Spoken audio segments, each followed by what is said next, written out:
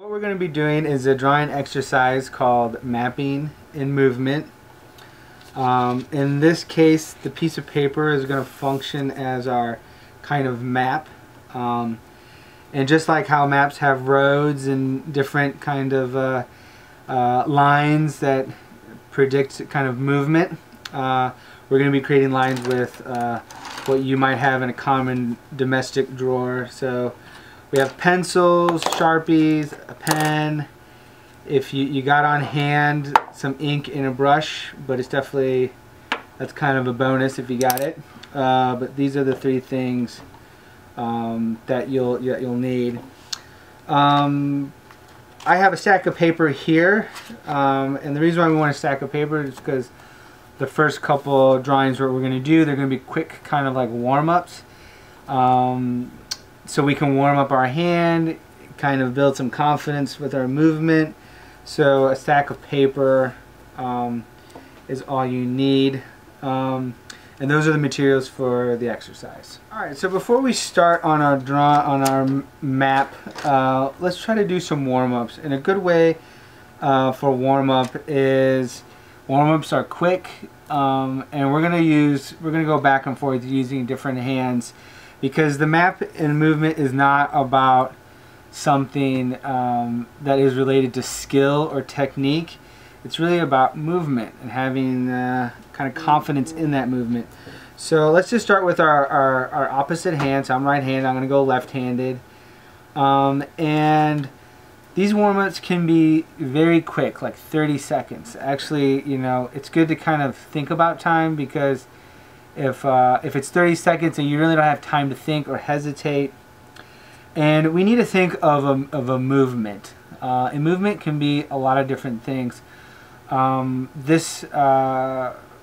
Since we have chess pieces here, we can kind of think about the movement of like a chess game. You know, how you move different positions, different moves, a kind of conceptual chess game. If you want to do that, but if you want to use other types of movements, like you can imagine like the movement throughout the day, how you wake up, how you travel from one place to the next. If you leave the house, you know, what is your movement like throughout the city? Or if you stay at home, what is your movement within a room or within a house? Whatever, if you walk your dog or something like that, that could be a movement. So it's just some kind of movement or path that you take, or routine could be a good reference for that. So I'm going to go ahead and just you know, I'm going to use the path that I walk my dog. I'm going to use my opposite hand here, and I'm just going to kind of just move the page, kind of just feel how it feels. Don't judge what you're doing. Like I said, this is not really about skill or talent. This is mostly just, you know, to get you kind of started in this drawing. You want to try to utilize the whole page if possible. Alright, so that is my first line. And these lines kind of become the framework for your drawing. And you know, once you have this, you can turn it, you can move it, and then we have basically the beginning structure of our map. Alright, so I'm just going to put that aside.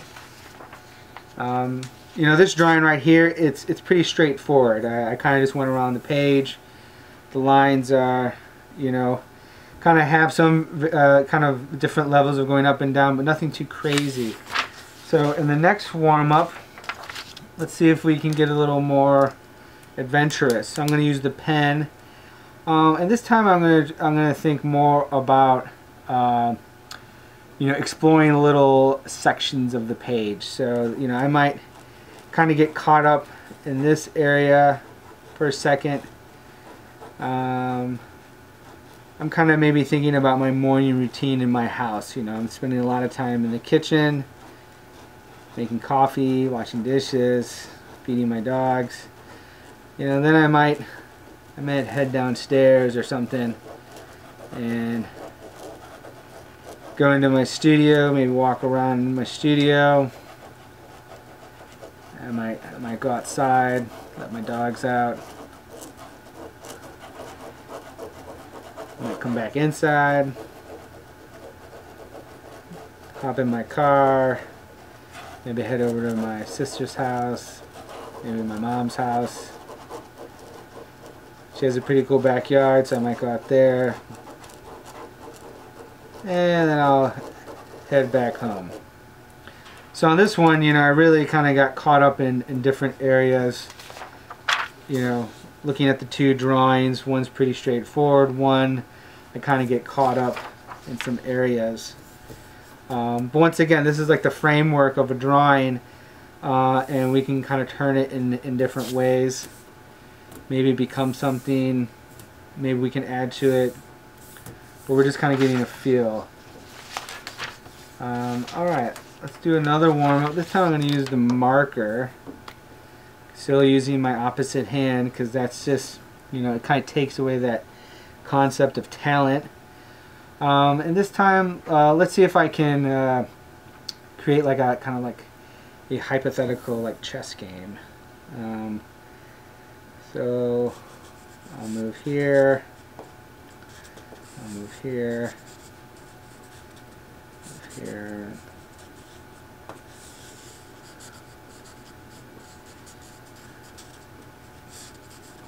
Go over here.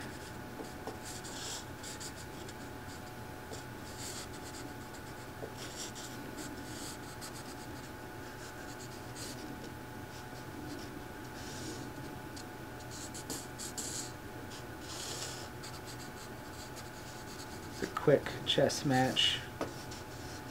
I imagine I don't win that much at chess, but in this one I'm going to win. Alright, so that was kind of like my hypothetical chess game. Using a Sharpie, so I'm able to get a thicker line. I'm getting more of a mark rather than a kind of line.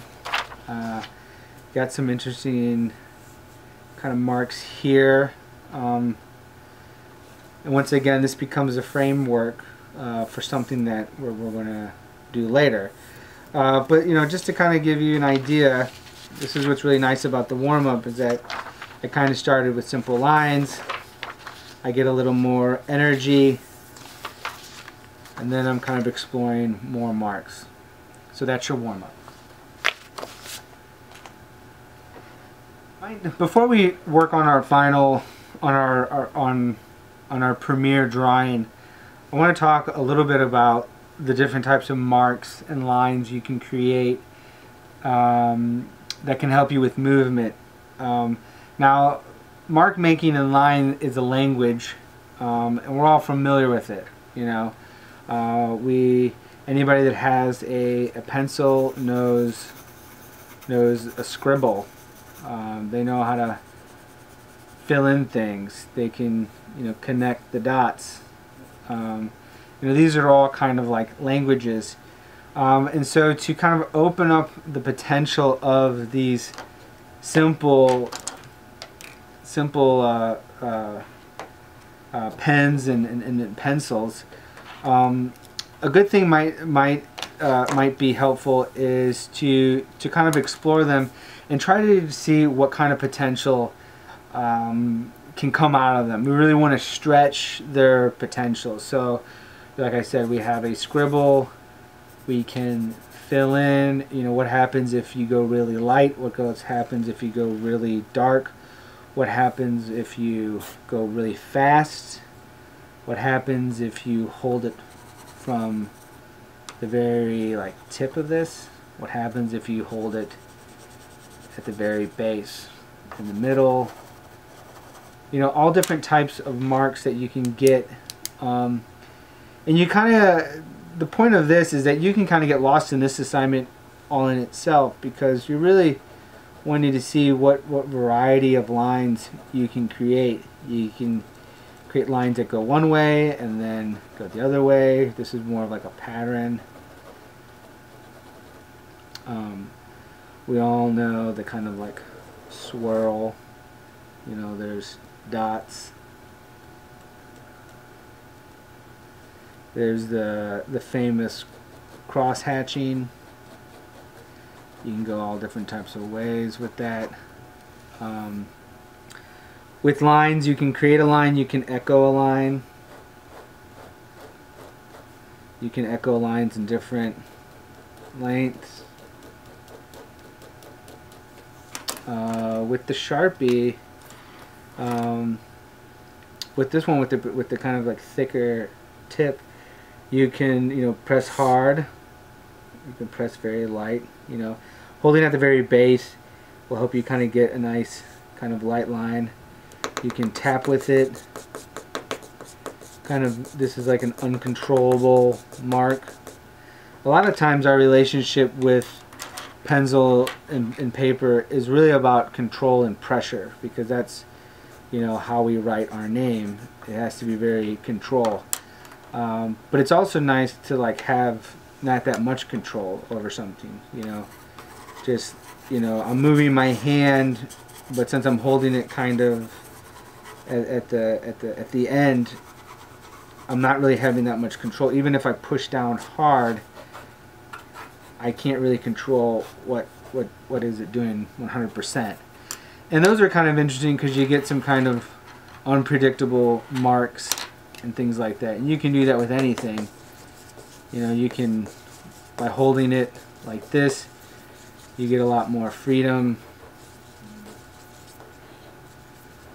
and things like that.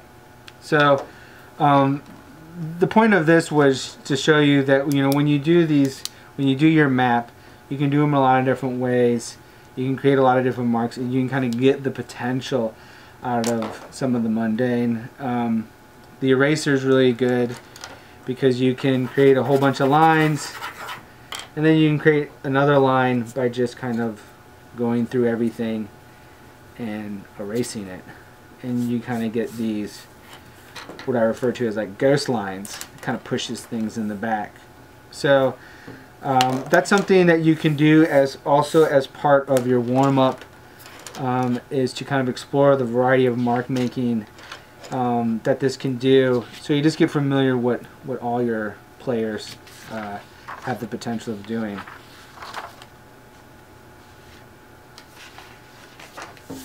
Okay, now for the main drawing. So with the main drawing, I'm just going to start. I think as a rule of thumb, it's always good to start with the lightest medium and then go to the darkest. So I'm going to start this way, and I'm going to switch to the hand that I draw with.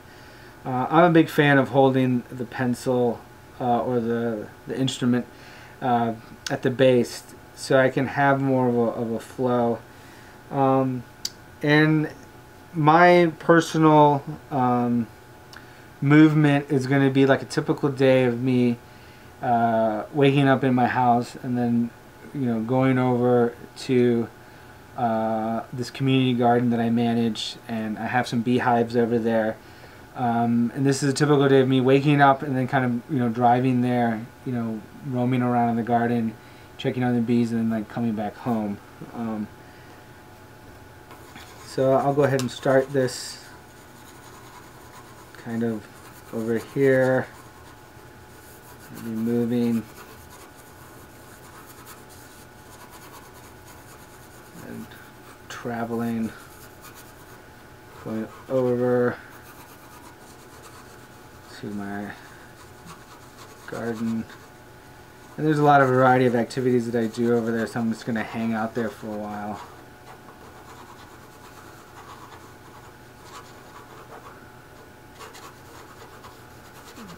Get involved with a hive inspection, or maybe pulling some weeds, teaching a class. It doesn't have to be exact, as long as you're thinking about what your movement is. Then I might come back, might stop out by the riverfront,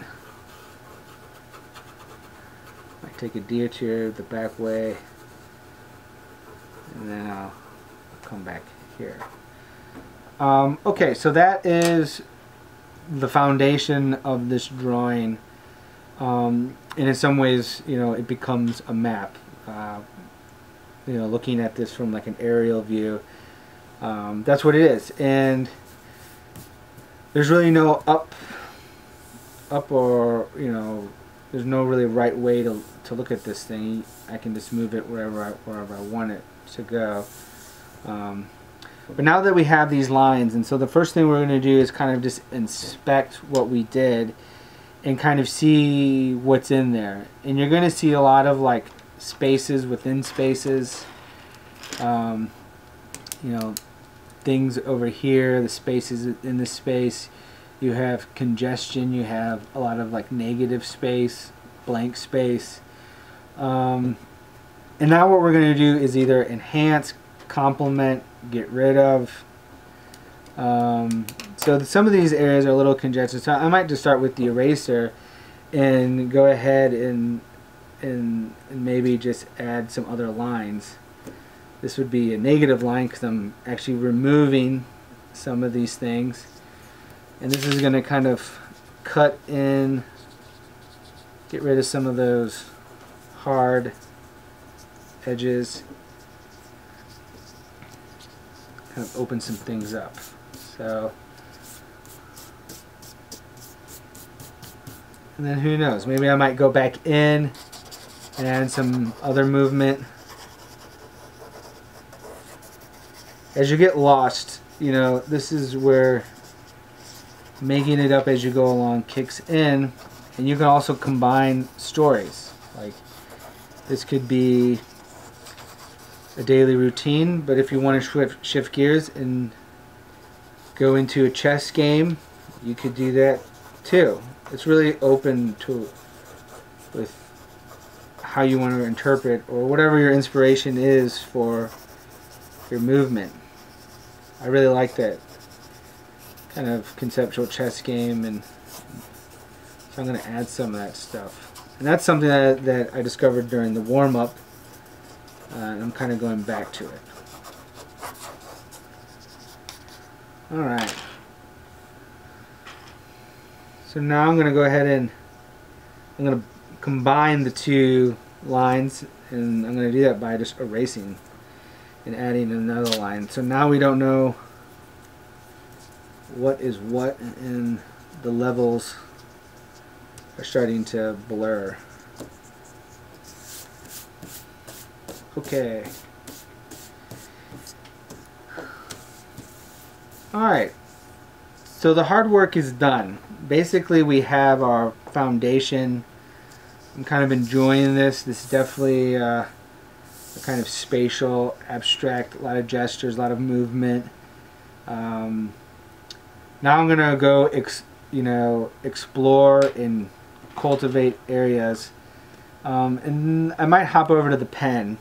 You know, let's get, you know, some of these lines are ghost lines. Some of them are kind of gray, but let's go in there and make.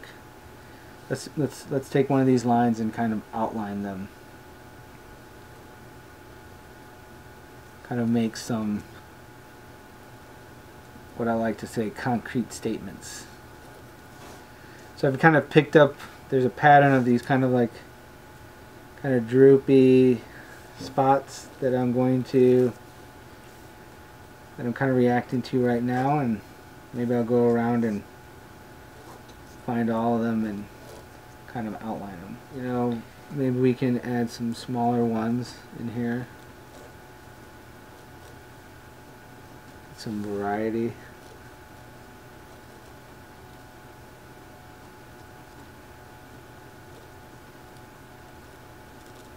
Okay, so now that we've done that, let's see, I might take a break from, you know, a concrete line like a pen line and go back to this. This time I might go back and I might just start maybe filling in some of these shapes.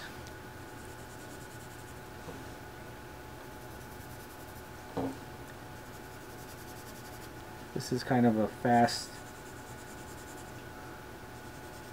decision making that's happening right now. Nothing, I'm not getting too intellectual about anything. I'm more just like reacting to what's already there, the map. Let the map guide you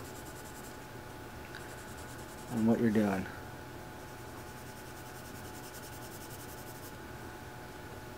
We're kind of making larger shapes here. Like I said, I'm a big fan of this eraser. Eraser's really good. I like kind of being crazy with the eraser. You know, I don't really like getting really, you know, dominant with it. So I just like breaking up shapes, slicing them, and they also kind of do some cool movement with some of these things.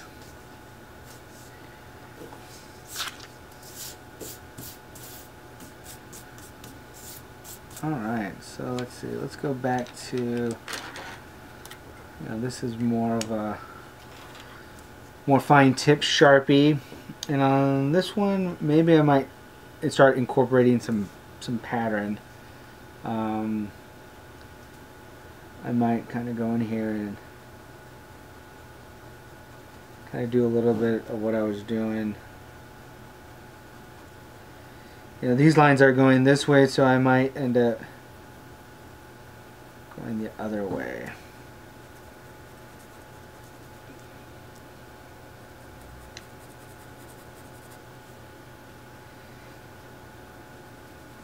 A good thing to kind of note is to not really ask yourself, what am I making?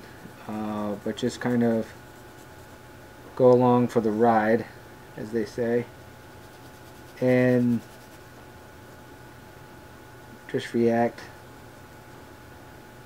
You can reflect when it's done.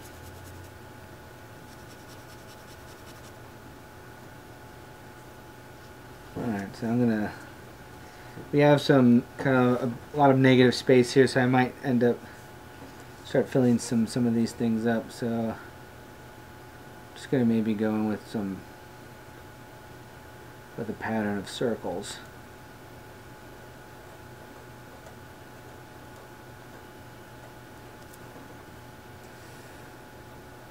I might add these circles, maybe spread them out throughout the page.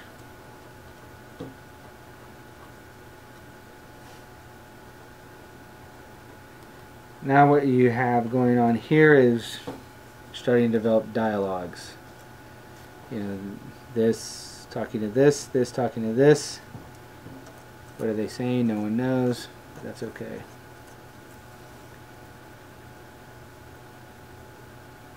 Maybe just some floating lines here. But we're also just, you know, it's to continue using the drawing as our template. You know, there's a kind of ghost line here, so I might just follow it around. Echo lines. Echo lines are pretty, you know, we're just, echo line is like if you threw a rock in a lake and you get like the ripple effect. It's kind of tracing a shape, seeing where that goes.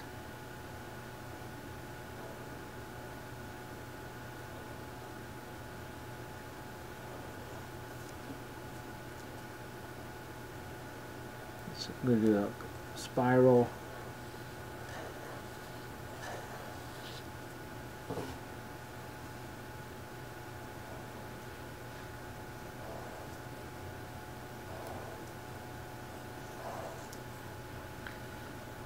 Alright, so now I want to kind of, firstly I want to kind of, you know, I want to kind of lose some of this tightness. So I might go ahead and use this and kind of use that technique of using the end of it. And I might just kind of go ahead and maybe do a little kind of crazy movements, maybe fill up some stuff. When you're doing this, you might invent something. You know, this is like kind of some quick gestures, but also some tapping and getting some dots. So I might bring that over here, kind of interact. What this does, it kind of creates like a an atmosphere with these other things. And I might throw some of this in the background, fill some of the void, but I'm not going too crazy.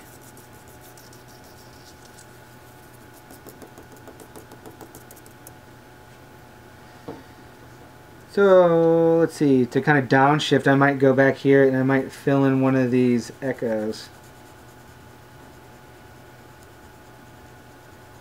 Kind of mix it up a little bit.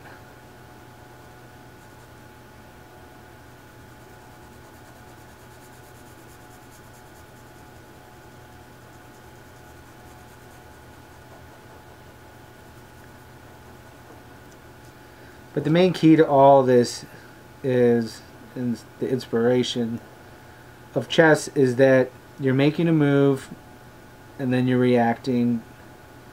You're making a move, see what it does, then you're going to react. Go, you know, develop your next move, react, develop your next move, react. And it is kind of a back and forth, especially if you start kind of changing different things. Now I got this kind of big Sharpie, and you know, we all know what this guy can do because, you know, we did it here. That's why it's always good to kind of do the warm-up, because you kind of know what these things can do. And you can kind of pick any of these lines as if you want to do like a nice gesture. You can find a line and just use it as like kind of like a template to kind of make these gestures. See what happens. It kind of cuts through everything. It's pretty dominant, so I don't want to do that too much, but let's see if I can get it over there.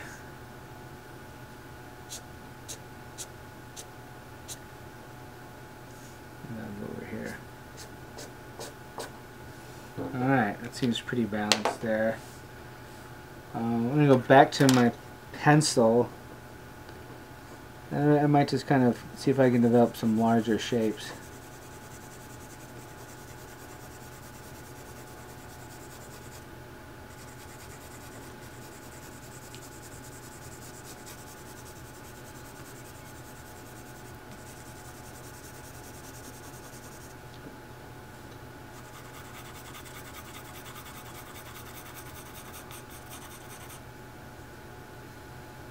Maybe over here.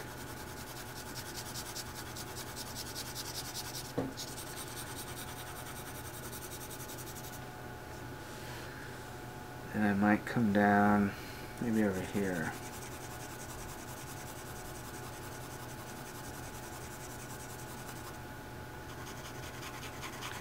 Might go the other way.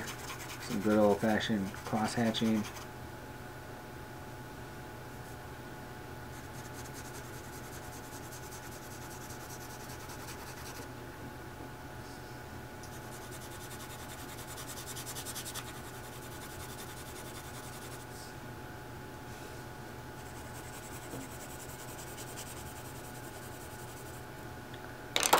Alright, I'm going to take my eraser and I want to see if I can chop some of this up.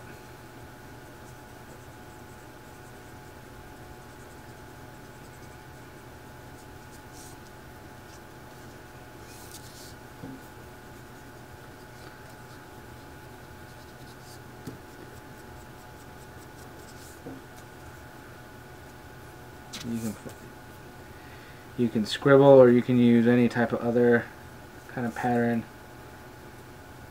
I like doing it because it kind of pushes things in the background.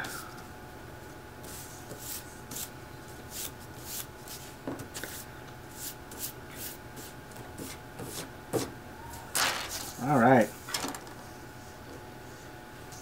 So everything's kind of looking good to me. I'm probably like finished or pretty close to being finished.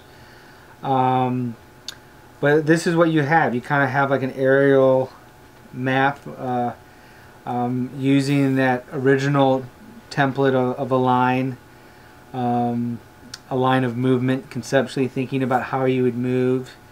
and that creates the structure or the framework where you're going to react.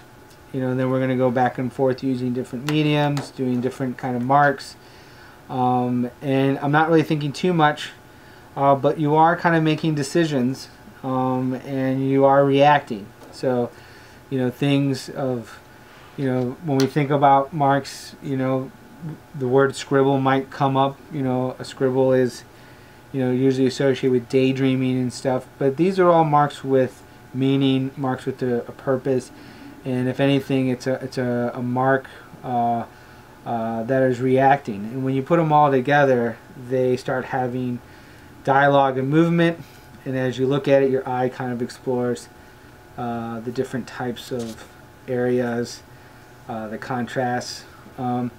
Keep it nice and simple. This is basically a black and white drawing, but we're able to get a lot of different kind of hard lines, straight lines, ghost lines, a lot of movements and patterns. So there's a lot of variety that you can get when you keep it simple. And that's the drawing.